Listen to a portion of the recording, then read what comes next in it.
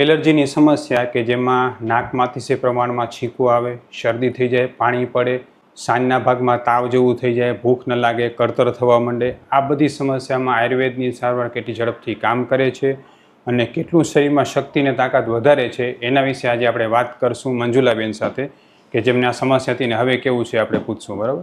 જય શ્રી કૃષ્ણ મંજુલાબેન. જય શ્રી કૃષ્ણ. મંજુલાબેન, તમને શું થતું એલર્જીમાં? મને પેલું નાકામાંથી પાણી પડતું, શેકું આવતી, પછી નબળાઈ રહેતી શરીરમાં ઘણી, પછી એના પછી વળી શ્વાસ ચડતો, એટલું થતું.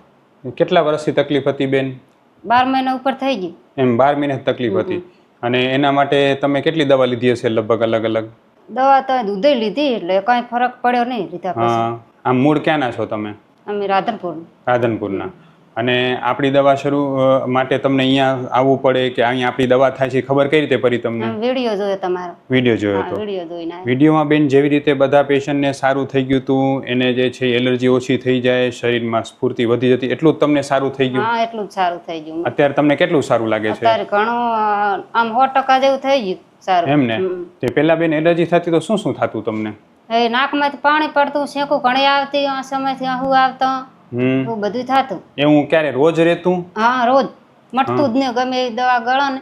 પછી એલર્જીની ગોળી રોજ ખાવી પડતી? હા, દાડી 1 2 3 ગોળી તો ગળતી કાંઈ. રોજની 3 ગોળી દાડામાં? એક દાડામાં? હા, હવાર. ઓહો. હાથની 3, હવારની 3.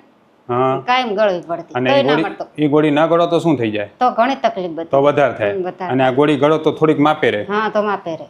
બરાબર. અને મટે ને પણ માપે રહે એનથી. અને પછી તમે ખેતીનું કામ ન કરી શકતા? ના, ખેતીનું ઓછું થતું, પહેલા જેવું નહીં. શું થતું? હાંફી જવાતું? હા, હાંફી જવાય. પછી કોઈ મૂડ ના થાય, આમ બધું નાકમાં પાણી પડે, માથું દુખે ચારે, પછી એવું શેકું આવે એટલે કોઈ કામ કરવાનું મૂડ ના થાય. અને થાક બહુ લાગતો? હા, થાકે લાગે. અને જ્યારે તમે ડોક્ટરને બતાવતા હતા તો એલર્જીનો રિપોર્ટ કરાવીને શું કહેતા તમને? ડોક્ટર કહેતા એલર્જી છે ને લોહીની ટકાવારી ઓછી આવે છે. હા, નબળાઈ છે. નબળાઈ છે. ગોળી ચાલુ રાખો? હા, ગોળી આ તો કે કાયમી લેવી પડશે તમારે. કાયમ આજીવન લેવી પડશે? આટલી ગોળી આલતા આખા રોજની એટલી બધી ગોળી આપતા? ગોળી આપતા. અને પછી સીઝન ચેન્જ થાય, જેમ કે વરસાદ આવી જાય કે પછી ઠંડી ગરમી થાય તો બધી તકલીફ વધી જાય? હા, તો વધે. પછી તમે ખેતરમાં કામ કરવા જાઓ તો શું થાય? તો એ બસ થાય, એ તો કાયમ ચાલુ જ રહે, એનું મટે ને ગતું. અને સૌથી વધારે તકલીફ ક્યારે થાય? સૌથી વધારે શિયાળાનું ઘણું રહે, આ ઠંડી પડે ને તાર ઘણું રહે, એ તો મટે જ નહીં તાર તો. બરાબર. ને સતત ગોળી ખાવી જ પડે? ગોળી ખાવી જ પડે. અને પછી હાંફ ચડવા માંડે બહુ જ? હા, હાંફે જ ચડવા માંડે, એવું બધું થાય. અને નબળાઈ કેવી લાગતી? નબળાઈ ઘણી લાગતી. હા, એટલે નબળાઈ થોડું કાંઈ કામ ન થઈ શકતું? ના, કામ કાંઈ ને ઓછું થાય. ભેંસ ન દોવાય? ભેંસ ના દોવાય એવું કામ થાય, પણ એવું આમ કોઈ કરવા વાળું નહીં એટલે કરવું તો પડે કામ. પણ થઈ ન શકે, શરીરમાં તાકાત ન રહે. તાકાત ના રહે, ઓછું થાય. હવે બેન જો આપણે લગભગ જે છે 6 મહિના દવા કરી, બરોબર, રેગ્યુલર પંચકર્મ સારવાર કરી તમારી, આપણે રેગ્યુલર દવા કરી, અત્યારે તમને કેટલો ફરક લાગે છે? અત્યારે હા 100% થઈ ગયું એમ અત્યારે તો. અને હવે જો તમને પેલા નાકમાંથી પાણી નીકળતું, બરોબર, છીંકો આવતી, હવે છીંકો આવે છે? ના, છીંકો નથી આવતું. પછી ઠંડા વાતાવરણમાં જાઓ કે સવારે ઠંડકમાં જાઓ તો તરત તકલીફ થઈ જાય, હમણાં થાય છે એવું કઈ?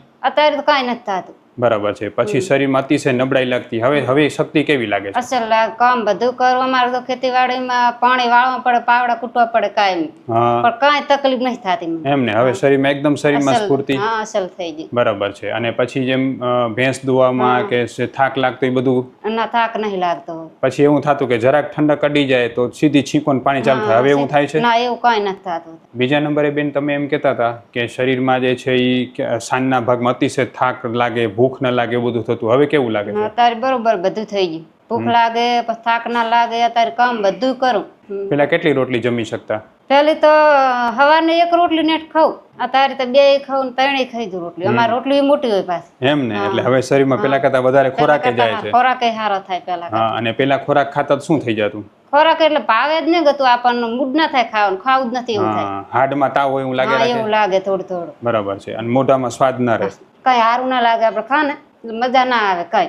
બરાબર. હવે એ બધામાં સારું લાગે છે? સારું લાગે. ખરેખર જે છે મંજુલાબેનને જે પ્રોબ્લેમ હતો એમાં એમને જે ખોરાક લે તેમાંથી સતત કફ બની જતો અને કફને કારણે સતત નબળાઈ વધતી જતી હતી. એ કફ નાકના સાઇનસમાં ભરાતો એટલે સતત કફ શરદી, નાકમાં સોજા આવી જાય, ઠંડક ગરમ સહન ન થાય અને એ એલર્જીની સમસ્યાને કારણે સતત એને ગોળી ખાવી પડતી. બેન, એલર્જીની ગોળી ખાતા તો શરીરમાં શું થતું? થાક લાગી જતો, એમ થાય આળસ સૂઈ જવાનું ઈચ્છા હા થતી એવું થાય, હુઈ જાય એવું. ને હવે આપણી ગોળીની દવા ખાવજો તો ક્યારે એવું લાગ્યું ના થાક? કાંઈ ને થાક નથી લાગતો. અને ઓલી ગોળી બધી બંધ થઈ ગઈ? હા એ તો બધી કોઈ દી નહીં લેતા. 7 મહિના છે, 7 મહિનાથી બીજી ગોળી લેતા જ નહીં.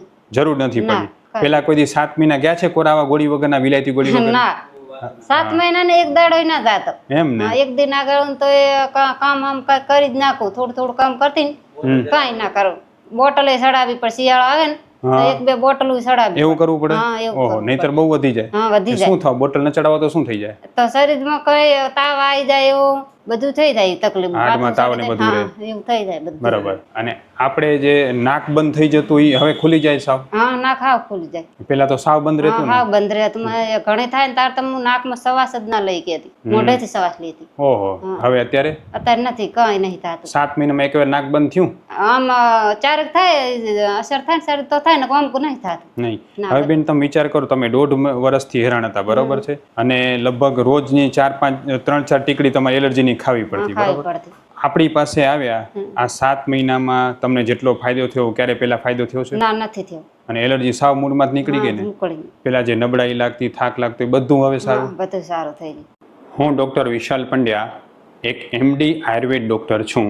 મેં મારો 10 વર્ષ સુધીનો MD આયુર્વેદનો અભ્યાસ જામનગરની વિશ્વ પ્રસિદ્ધ આયુર્વેદ કોલેજમાંથી કરેલો છે. 2011થી ગાંધીધામ કચ્છ ખાતે NABH માન્યતા પ્રાપ્ત પંચકર્મા આયુર્વેદ હોસ્પિટલ ચલાવું છું. અમે લોકોએ આયુર્વેદ સારવારથી હજારો દર્દીને સાજા કર્યા છે. તેના વિડીયો રિવ્યૂ અમારા આ જ ફેસબુક, ઇન્સ્ટાગ્રામ કે યુટ્યુબ ચેનલ ઉપર છે, જે જરૂર જોવા અને જાણો કે કેવા કેવા જૂના રોગો કેટલા ઝડપથી સાજા થયા છે. અમે 2 રીતે સારવાર કરતા હોઈએ છીએ. સૌથી પહેલાં તો કચ્છ કે એની આસપાસના દર્દીઓએ હોસ્પિટલમાં રૂબરૂ બતાવવા માટે આવવું, અને બીજું કચ્છથી દૂર રહેતા દર્દીઓ માટે ઘર બેઠા ઓનલાઈન દવા પણ મંગાવી શકે છે. વધુ માહિતી માટે નીચેના નંબર ઉપર હાય લખીને વોટ્સએપ કરો, એટલે તમને ફીસ કેટલી છે, કોર્સ કેટલો કરવો પડશે વગેરે માહિતી વોટ્સએપમાં મોકલી આપશું. જો બેન, તમારો જે આ વિડીયો છે ને એ લોકોને આયુર્વેદમાં શ્રદ્ધા વધારે એના માટે આપણે ફેસબુક, ઇન્સ્ટાગ્રામ, યુટ્યુબમાં મૂકી શકીએ. હવે બેન તમે એ કહો કે તમને પહેલાં કરતાં અત્યારે કેટલું સારું લાગે? 100% સારું થઈ ગયું મને. અને બેન, તમારા જેવા ઘણા બહેનો એવા હશે કે જેને એલર્જીની તકલીફને કારણે કાંઈ કામ નહીં કરી શકતા હોય, વજન ઘટતું જતું હશે, થાક વધતું જતું હશે, તો એના માટે તમે લોકોને શું કહેશો અહીંયા આવવા માટે?